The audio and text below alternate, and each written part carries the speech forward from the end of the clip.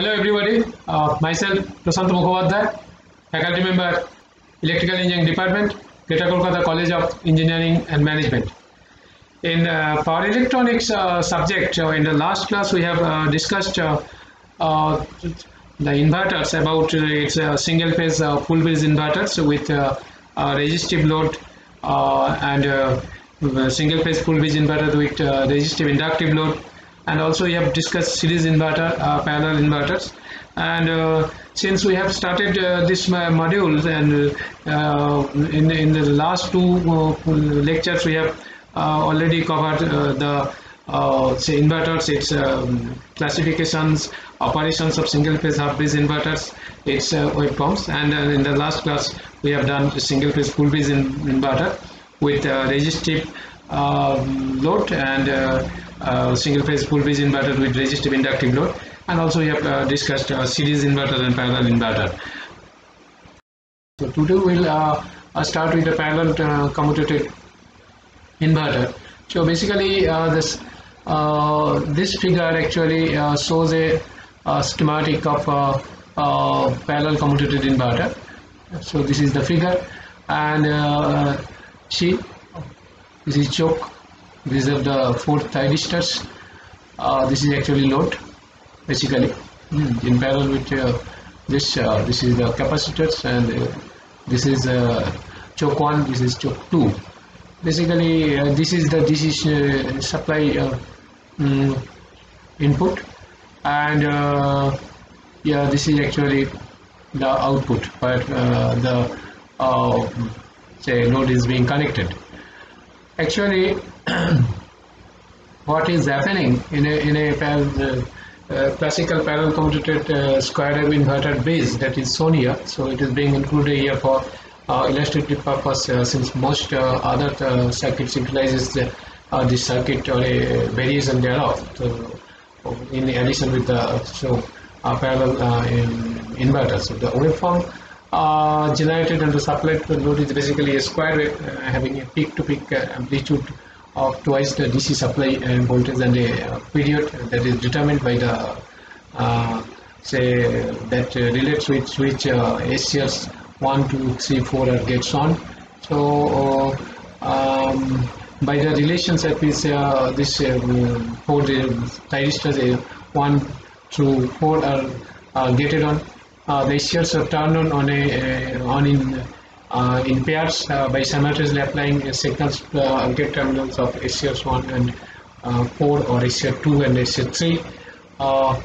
So that is 1 and 4 in pair, and 2 and 3 in another pair, 1 and 4 and then 2 and 3. Okay. So actually say if SCRs 1 and 4 happen to be the first to switched on, switched on the current will flow from a positive terminal of the source to negative terminal of the source. So this will establish a left to right plus to minus voltage relationship in the on the load, and simultaneously the left terminals of the capacitor C1 will be charged positively with respect to the right negative terminal. So that is actually here, this is shown here. Okay, so so actually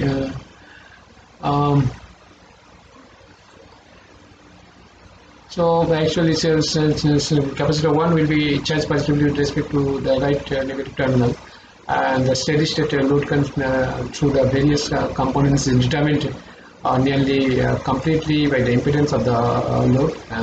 Choke 1 and 2 and SCRs 1 and 4 present very low steady state drops, and therefore nearly all the source voltages appears across the load.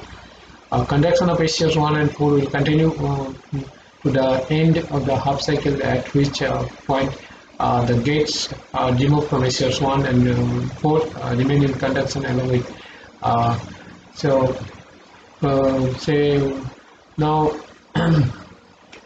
so actually continue SCR 1 and 4 conduction of SCR 1 and 4 will continue to the end of the half cycle, at which point the gates are removed from SCR 1 and 4 remain in conduction, SCR1 and 4 remain in conduction along with SCR2 and 3 that have now been turned on. If it were not for chokes 1 and 2, the action of the turning on the second set of SCRs would place very low impedance and therefore momentarily prevent the source from being short circuited.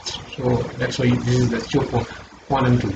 So capacitor C1 now discharges with a current which flows into the cathode of SCR1 to SCR2 in a forward direction back to negative terminal of the capacitor, and this direction of the current flow causes SCR1 to become non-conductive provided that the reverse current through the SCR is of sufficient duration for the SCR to again become blocking. Okay, so C1 simultaneously discharges to SCR3 in a forward direction and through SCR4 in a reverse direction, and this will cause SCR4 to become non-conductive, just the same of SCR1. So this entire sequence is referred to as a commutation, and typically in a modern inverter will occur in a period of time less than 50 microseconds. And during this interval, chokes 1 and 2 must have sufficient transient impedance to prevent a significant increase in current from DC source.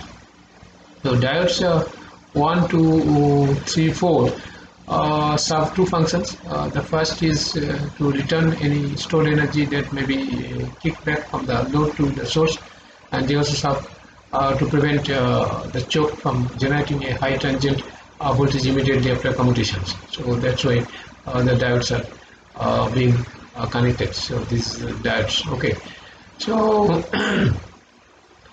so this is actually the parallel commutated inverters. The circuit diagram is described and operations also described. So actually one pair 1 and 4 will be conducted at times, and when they will be completed the half cycles, and then this due to this choke still the conduction started of the SCR2 and 3, that is when the gate is being turned on. This so still unless and until this say energy is being dissipated, so actually this conduction will go on. So that is actually parallel commutated inverter, and with this actually we will say cover up this parallel inverter and parallel commutated inverters, etc. So next we'll start three-phase inverter. Now we'll discuss about three-phase inverter. So basically a three-phase inverter converts DC voltage into three-phase AC supply.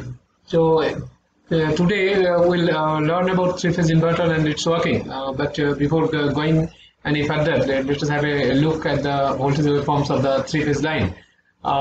So this is in this above circuit. So three-phase line is connected to a resistive load, and the load draws power from the line. So if we draw the voltage waveform for each phase, then we'll have a graph that is shown here. So and we can see the three voltage waveforms are out of phase with each other by 120 degrees. So that is the case. So this is actually three-phase power supply. This is the resistive load. A, B, C are the three phases given to the resistive load. So this is RA, this is RB, and this is RC. So this is actually the waveforms of the three phases. This is the R phase, VA, that is A phase. This is B phase, VB, and this is C phase, BC, and all are 120 degree apart phase difference from A to B, B to C, and that is the case. Okay, so actually now we'll discuss the three-phase inverter circuit which is used as a DC to three-phase AC converter. So And remember that even in the modern days, achieving a completely sinusoidal waveform for varying loads is extremely difficult and it's not practical. So here we'll discuss the working of an ideal three-phase converter circuit, neglecting all the issues related to practical three-phase inverters. So three-phase inverter working. So three-phase inverter circuit and its ideal simplified form will be looked now. So here we are giving a three-phase inverter circuit diagram designed using thyristors and diode actually for voltage spike protection. This is the circuit. So this is a three-phase inverters using thyristors and this diodes. So every thyristors are connected anti-parallel with a diode. So there are 6 thyristors, 1, 2, 3, 4, 5, 6, and these are the outputs. So this is source DC, and this is output ABC, and this is given to this load. So this is actually the three-phase inverter circuit using thyristor and diode. And below we are showing the three-phase inverter circuit diagram design using only switches, and you can see these 6 mechanical switch setups is more useful in understanding the three-phase inverter working than the conversion circuit. So this is actually the thyristor inverter circuit showing switches. This S1, S2, S3, S4, S5 and S6. This is the output. This is input, as I told you here. It is also shown. This is input, and this A, B, C are the three-phase output point where the three-phase load are being connected. So this is shown using the switch. So this is three-phase inverter circuit using switches. So what we will do here is open and simultaneously closes these 6 switches to get the three-phase voltage output for the resistive load. So there are 2 possible ways for triggering the switches to achieve the desired result. One in which switches conduct for 180 degree, and another in which switches only conduct for 180 degree. So let us discuss each pattern below. So first of all, three-phase inverter 180 degree conduction mode. So the ideal circuit is drawn before it can be divided into 3 segments, namely segments 1, segment 2, and segment 3. And we will use this notational in the later section of this lecture. So segment 1 consists of a pair of switches S1 and S2. Segment 2 consists of switching pair S3 and S4, and segment 3 consists of switching pair S5 and S6. So this is actually segment 1, S1. Then later on we are coming to segment 2 and 3. So for segment 1, switches S1 and S2 are in operation.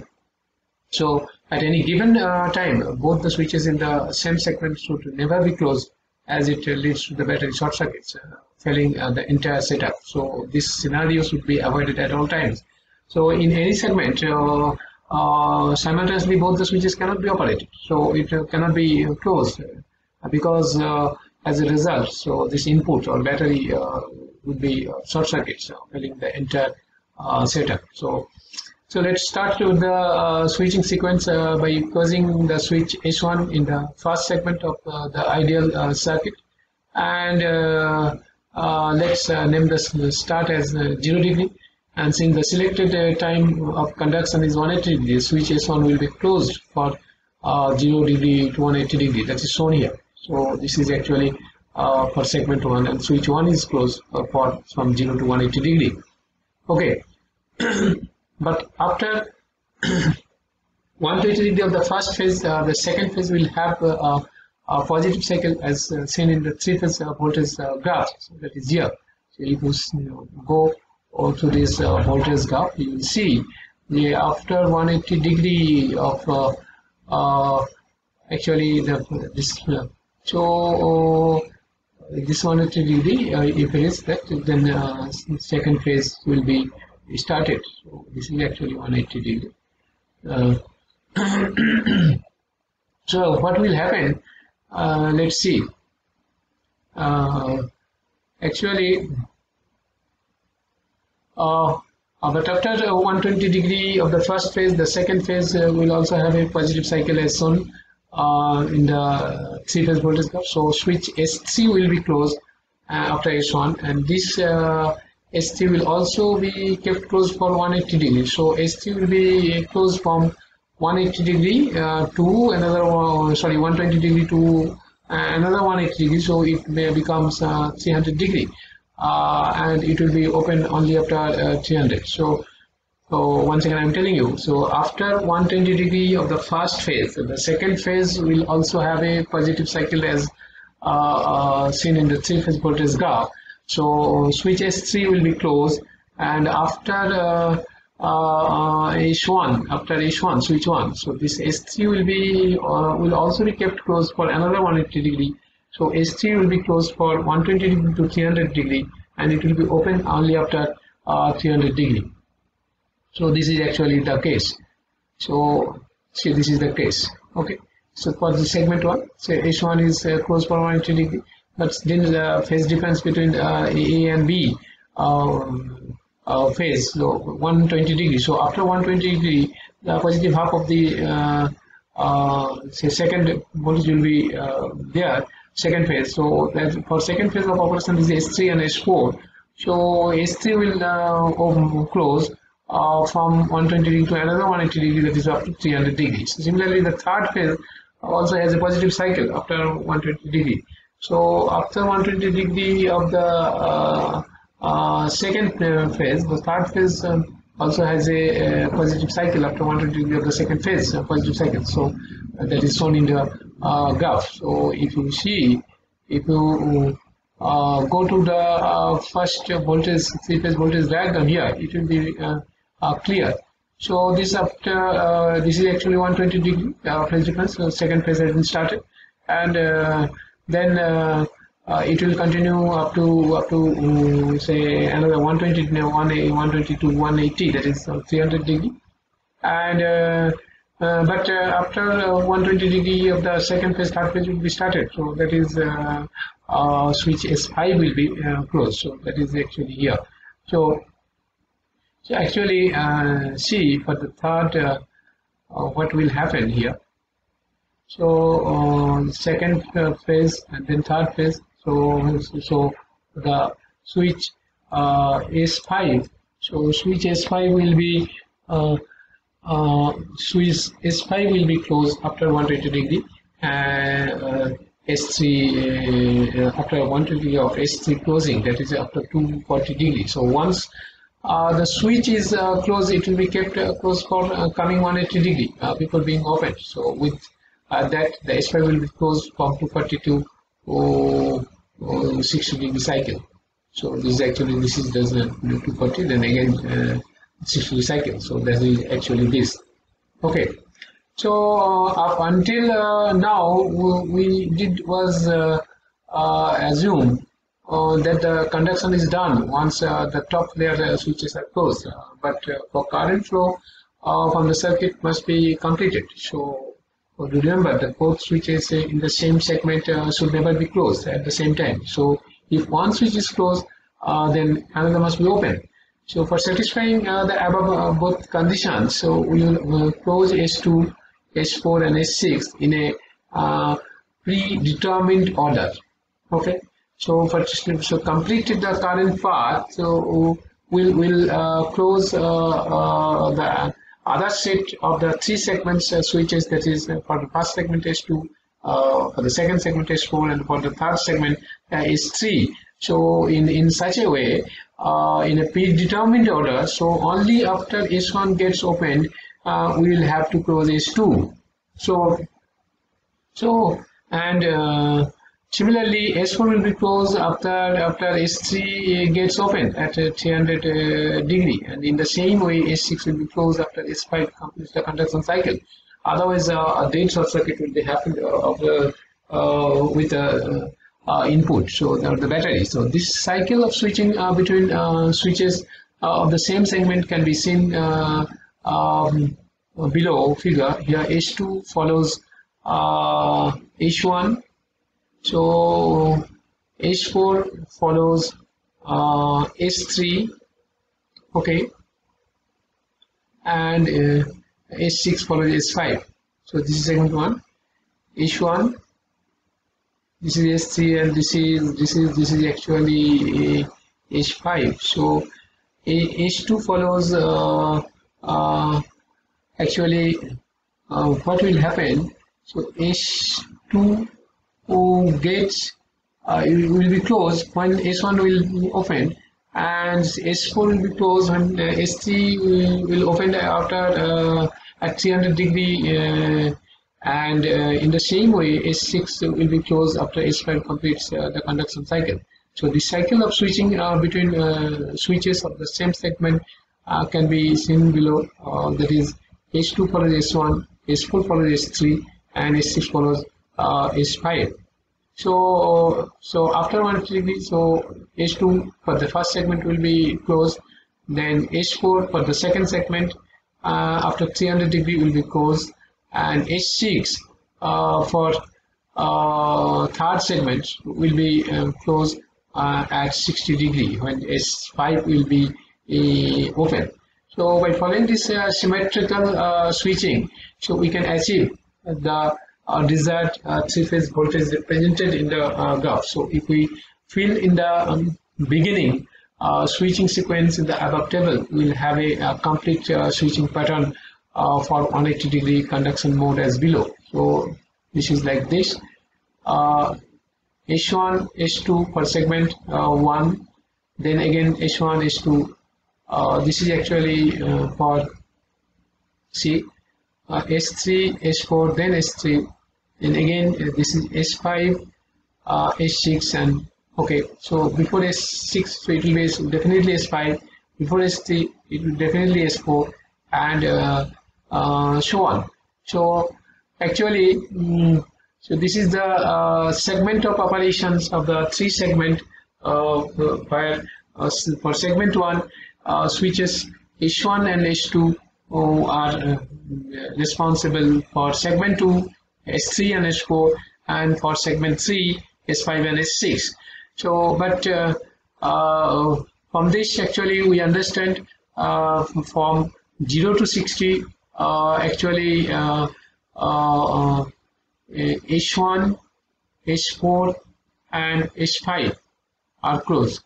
0 to 60, H1, H4 and H5 are closed, okay, and the remaining three switches are opened, okay.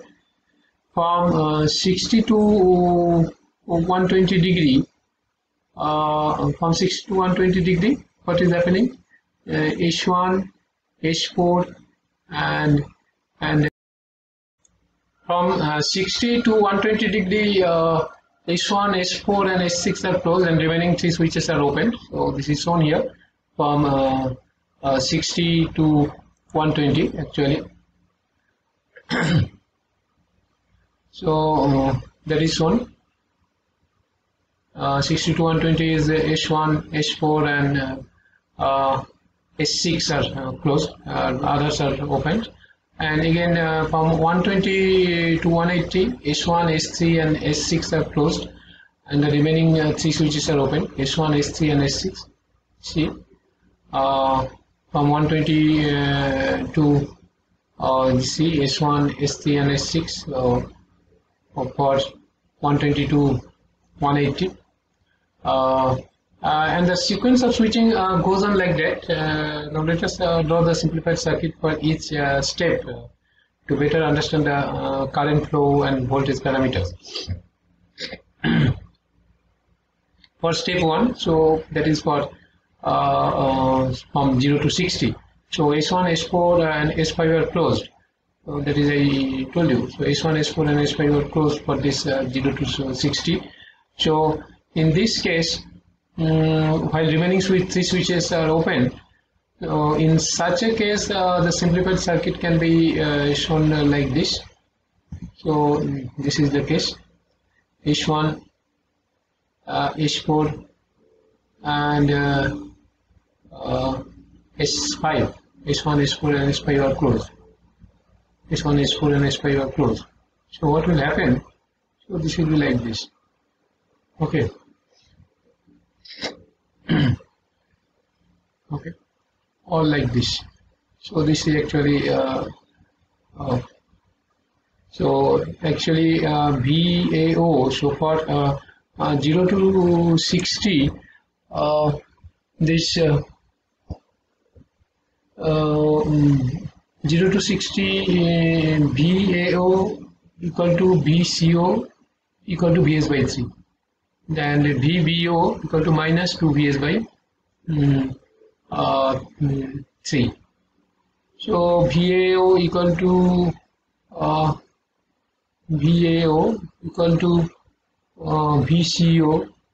equal to VS by 3, and VBO equal to minus 2 VS by 3.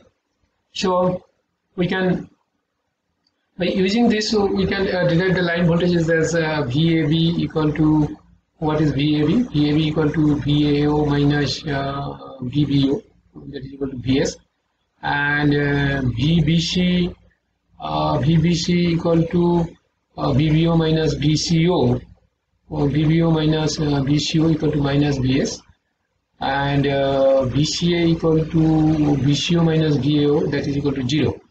So this is actually the line voltages. You can derive using this way. So actually,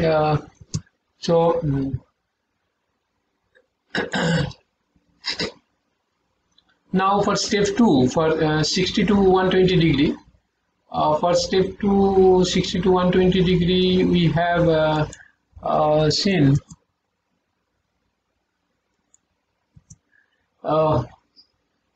for 60 to 120 degree, just coming. For 60 to 120 degree, S1, S4, and S6 are closed. 60 to 120 degree, S1, S4, and S6 are closed. S1, this is S4, and this is S6 are closed. While the remaining 3 switches are open. Okay. So in such a case, the simplified circuit will be like this. So actually, this is S1, okay, and S4, so that is here. This is the B, and S6 means this. So this is the simplified circuit. So actually, so for 60 to 120 degrees, so VBO equal to VCO. VBO equal to VCO, and VCO equal to minus VS by 3, and VAO equal to 2 VS by 3. So by using this, we can derive the line voltages as VAB equal to VAO minus VBO equal to VS, VBC equal to VBO minus VCO equal to 0, and VCO equal to VCO minus VAO equal to minus VS. So that is actually step 2. For step 3, actually for 120 degree to 180 degree, step 3, 120 degree to 180 degree.